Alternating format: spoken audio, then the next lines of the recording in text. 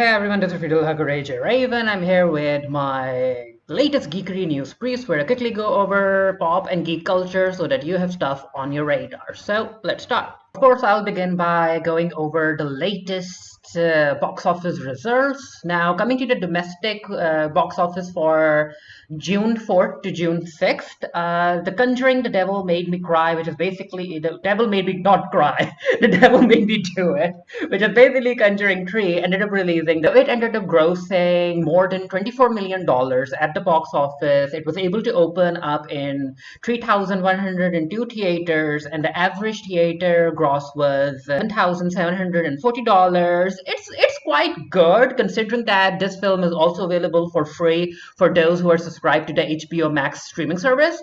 As for The Quiet Place 2, this was its second week at the box office, and it was able to collect more than 19 million at the domestic box office, which makes its total gross come in at more than 88 million. And I'm okay with it because it's a good movie, even though it ended up falling more than 50%. It fell like 59%, which is a very big drop. But then again, we have to consider the pandemic going on and how people's theater going habits have changed. However, talking about how successful this franchise is going to be, while we aren't getting an actual A Quiet Place 3 yet, a spin-off has been greenlit, and apparently the spin-off will come out sometime in 2023.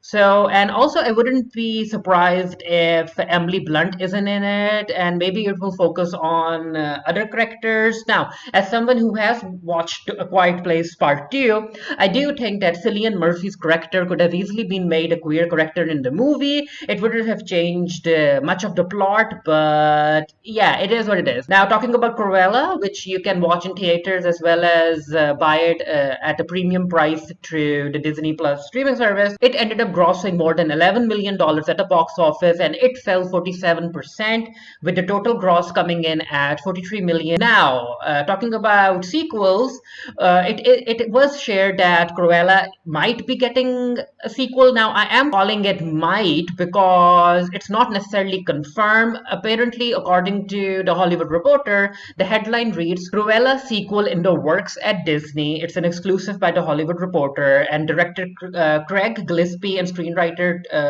Tony McNamara are expected to return. So it's basically in the works. There isn't any confirmation, and apparently there are some people on Twitter who are saying that Disney decided to share this news in order to rile up more interest for Cruella. But let's see if an actual Cruella sequel even gets made, especially because I'm not really sure if we'll be getting a Cruella sequel or if we'll be getting the first live action movie in the new Dalmatian series.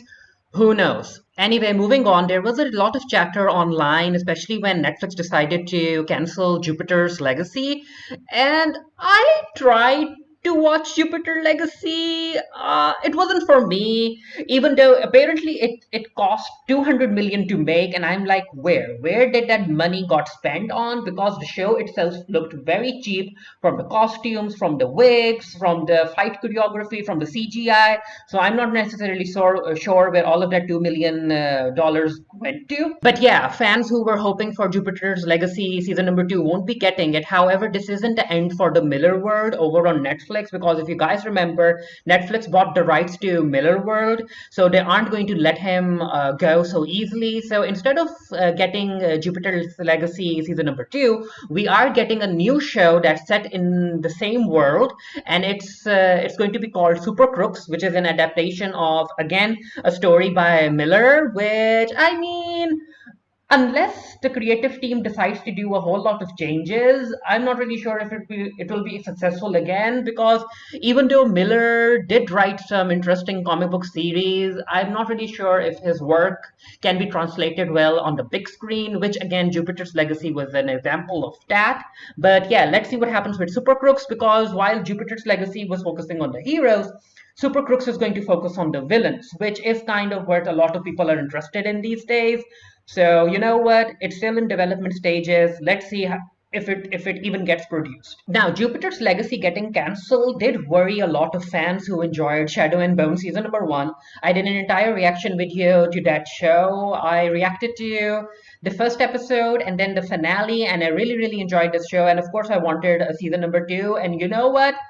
We are getting a season number two. Netflix just released an announcement video over on the channel. Now, one of our contributors and editors, Jamie, will be doing an article about it. So I'll make sure to leave a link to that article down in the comment section below as soon as the article goes up. I'm just excited that Shadow and Bone is coming back for a season number two. I am liking the Grishaverse, even though I didn't read any of the novels. I am liking the live action adaptation of it. And yeah, I'm looking forward to season number two. And of course, I'll try and react to season number two as well. As far as the viewership is concerned, Netflix did release the numbers. According to what Deadline reported, it states that the renewal follows strong viewership numbers for the first season, which was watched by more than 55 million member households in its first 28 days, according to Netflix. The series made the top 10 list in 93 countries around the world and hit number one in 79 countries, including Australia, Brazil, Germany, Russia, Spain, South Africa, and the US. So, yeah, the numbers are strong. And I'm looking forward to season number two. Over on Amazon Prime, we got the first look at Jensen Ackles as Soldier Boy in the upcoming The Boys season number three, and the photo was released on Twitter. Now, for those of you who don't know, Soldier Boy is the original superhero in that fictional world, and after Soldier Boy fought in World War II, he became the first super celebrity and a mainstay of American culture for decades.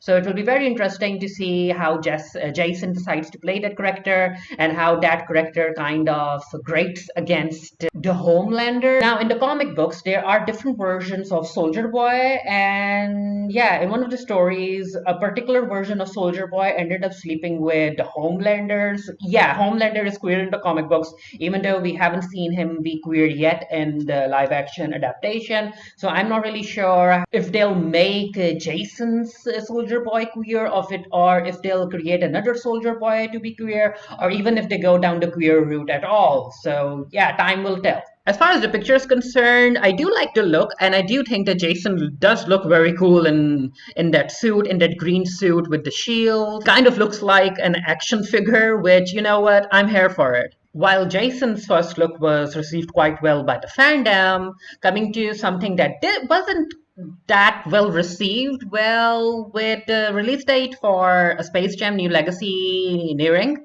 the promotional team ended up releasing a clip of Zendaya voicing Lola Bunny, and it was bad. It's just bad. And as far as I'm concerned, this serves as another example of how actual professional voice actors need to be respected. You can't necessarily take a big name like Zendaya and put such a celebrity on a movie and expect them to do a good job when it comes to voice acting. But yeah, it's an actual profession. Due to how there are differences between acting on stage and acting on TV and acting on film, and everything requires a different skill set. Voice acting is a different type of acting, and it requires its own set of skills and talent and passion and all of that stuff. And frankly, during that promotional clip, Zendaya's voice kind of felt off. It didn't suit the character, in my opinion.